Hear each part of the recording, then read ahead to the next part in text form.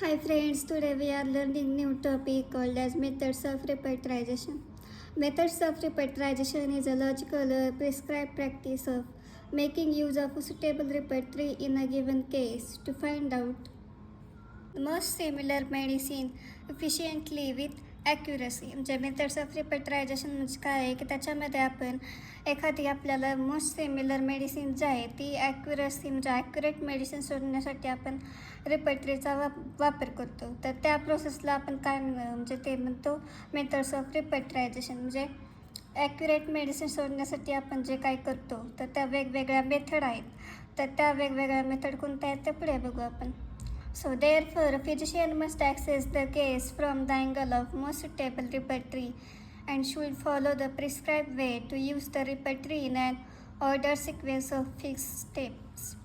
So फिजिशियननी काय केलं पाहिजे तर त्या केसचा ॲक्सेस घेतला पाहिजे कुठून तर रिपेट्रीच्या मोस्ट सुटेबल अँगलपासून की त्याच्यामधून आपण त्याची प्रिस्क्राईब वे त्यांनी फॉलो केली पाहिजे की त्यानुसार आपण रिपेट्रीमधला फिक्स स्टेप आपण सिक्वेन्सली यूज करू शकतो.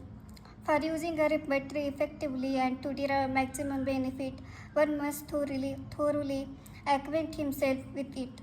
Hence there is a need for its constant and frequent use. आता आपण रिपेट्री इफेक्टिवली यूज करण्यासाठी आपल्याला काय पाहिजे किंवा त्याचा मॅक्सिमम बेनिफिट घ्यायचा असेल तर त्याला सारखं आपण जेव्हा यूज करू रिपेटरी त्यावेळेस आपल्याला समजतं की नेमकं आपण ते कसं यूज करायचं किंवा इफेक्टिवली आपण आणखी यूज करू शकतो की त्याच्यामुळे आपला टाईम आहे तो वाचला जातो.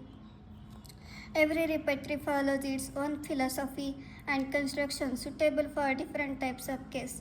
आता ज्या पण रिपेटरी आहेत वेगवेगळ्या तर त्या प्रत्येक रिपेटरीमध्ये स्वतःची एक ओन फिलॉसॉफी आहे आणि त्याचं वेगवेगळं कन्स्ट्रक्शन आहे. म्हणजे वेगवेगळ्या प्रकारे ते तयार केले गेलेली आहे की त्याच्यामध्ये वेगवेगळ्या ज्या केसेस असतात टाईप्सच्या तर त्याला सुटेबल असते. आता एखादी बोर्निंग हुसेन रिपेटरी आहे तर केंट्स मेथडमधली जी आहे तर ती वेगवेगळी रिपेटरी आहे. म्हणजेच काय तर त्यांचं कन्स्ट्रक्शन आणि फिलॉसॉफी पूर्णपणे वेगळी. So methods have been evolved as per the given philosophy underlying each repertory. आता प्रत्येक रिपेटरीमधल्या ज्या फिलॉसॉफी आहेत त्यानुसार आपल्याला मेथड्स तयार झालेले आहे. Thus case must be handled keeping in mind first and foremost particular philosophy and the construction of each repertory and not just its method. So आपण केस कशी हँडल केली पाहिजे तर सगळ्यात पहिले आपण लक्षात ठेवलं पाहिजे की त्या रिपेटरीची स्वतःची पार्टिक्युलर फिलॉसॉफी आहे आणि कन्स्ट्रक्शन आहे की त्याच्यामध्ये फक्त ते मेथड नाही तर फिलॉसॉफी आणि कन्स्ट्रक्शन हे लक्षात ठेवून आपण रिपेटरी यूज केली पाहिजे. So basically there are 4 methods of repertorization. First is Boenninghausen's method, second is Kent's method, third is Boger's method and fourth is clinical method. So first is Boenninghausen's method. This method was evolved by father of repertory himself and later elaborated by Herbert Roberts. आता ही बोर्निग-हुसेन्स मेथडमध्ये काय आहे तर ही method कोणी तयार केली तर father of repertory himself म्हणजेच फादर ऑफ रिपेटरी बोर्निग-हुसेनला म्हटलं जातं. तर बोर्निग-हुसेननीच ही मेथड तयार केलेली आणि त्याच्यानंतर त्याला इलॅबोरेट कोणी केलं आहे तर हर्बर्ट रॉबर्ट्सनी. Initially all the stalwarts followed this method. सुरुवातीला जे काही सगळे स्टॉलवर्ड्स होते त्यांनी फॉलो केली method. So this method is applicable when the case is dominated by physical symptoms which can be arranged as a few complete symptoms following the doctrine of grand generalization. आता Boenninghausen's method कधी आपल्याला मदत करते तर या मेथडमध्ये जेव्हा केस घेतलेली तर त्या केसमध्ये फिजिकल सिम्पटम्स जास्त प्रमाणात आहेत. जसे की वेगवेगळे सिम्पटम राहतात कंप्लीट सिम्पटम किंवा फिजिकल सिम्पटम मेंटल सिम्पटम. तर ज्या केसमध्ये आपल्याला फिजिकल सिम्पटम जास्त दिसतात किंवा डॉमिनेट करत आहेत त्या केसमध्ये आपण बोर्निग-हुसेन्स मेथड यूज करू शकतो. So the case may have the presence of concomitant symptoms and the generals may be lacking in the case. तर त्या केसमध्ये कन्कॉमिटंट सिम्पटम्स असू शकतात आणि जनरल्स जे आहेत तर ते जनरल्स लॅक असू शकतात म्हणजे ते जनरल्स कमी प्रमाणात असू शकतात. सो सेकंड मेथड काय आहे तर Kant's method. This method is followed with the case has more generals म्हणजे मेंटल अँड फिजिकल और आयदर वन अँड कॅरेक्टरिस्टिक पार्टिक्युलर्स. म्हणजे ज्या केसमध्ये आपल्याला जनरल्स दिसतात किंवा कॅरेक्टरिस्टिक पार्टिक्युलर्स दिसतात त्या केसला आपण केंट्स मेथड यूज करू शकतो. So third आहे bogus method. This method is applicable in those cases which have causative modalities, pathological generals and or particulars with concomitants. आता bogus method कुठे ॲप्लिकेबल आहे, तर ज्या केसेसमध्ये आपल्याला मॉडॅलिटीज दिसतात किंवा पॅथॉलॉजिकल जनरल्स बघायला मिळतात किंवा पर्टिक्युलर्स विथ कॉन्कॉमिटंट्स हे सिम्पटम दिसतात, त्या केससाठी आपण बोगस मेथड यूज करू शकतो.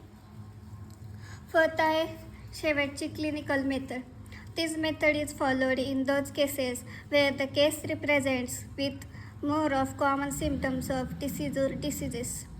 So ज्या केसेसमध्ये आपल्याला कॉमन सिम्पटम जास्त प्रमाणात दिसतात त्या डिसीजनुसार, म्हणजे एखादा डिसीज आहे तर त्या डिसीजमध्ये जे काही कॉमन सिम्पटम आहेत, मोर ऑफ कॉमन सिम्पटम्स, त्या केससाठी आपण क्लिनिकल मेथड यूज करू शकतो. In such cases the name of disease or a clinical rubric along with a few common symptoms of disease are the only basis available to the physician. आता अशा केसेसमध्ये फिजिशियनसाठी काय महत्त्वाचं राहतं, तर कॉमन सिम्पटम काही प्रकारचे किंवा नेम ऑफ द डिसीज किंवा क्लिनिकल रुब्रिक. आता नेम ऑफ डिसीज बघितलं जातं त्याच्यामध्ये आणि त्याच्यासोबत क्लिनिकल रुब्रिक आहे आणि क्लिनिकल रुब्रिकसोबत फ्यू कॉमन सिम्पटम्स बघितले जातात, तेच अवेलेबल राहतात पेशंटचे फिजिशियनसाठी. So there is a lack of generals and uncommon symptoms. तर ह्या क्लिनिकल मेथडमध्ये जनरल्स आणि अनकॉमन सिम्पटम्स लॅक असतात. In such cases any report recovering maximum symptoms of the case can be use, B it systematic और clinical रेपर्टरीज. आता अशा केसेसमध्ये की ज्यामध्ये फक्त आपल्याला क्लिनिकल रुब्रिक्स बघायला मिळत आहेत किंवा त्याच्यासोबत फक्त काही कॉमन सिम्पटम दिसतात आणि नेम ऑफ डिसीज बघतो आहे, तर त्या केसेसमध्ये आपल्याला फक्त अशा रेपर्टरी यूज करतो की त्याच्यामध्ये जे काही मॅक्झिमम सिम्पटम कवर होत आहेत, जे केसमध्ये आपण पाहिलेले आहेत, मग ती सिस्टमॅटिक असू दे किंवा क्लिनिकल रेपर्टरी असू दे, असेच आपण यूज करू शकतो.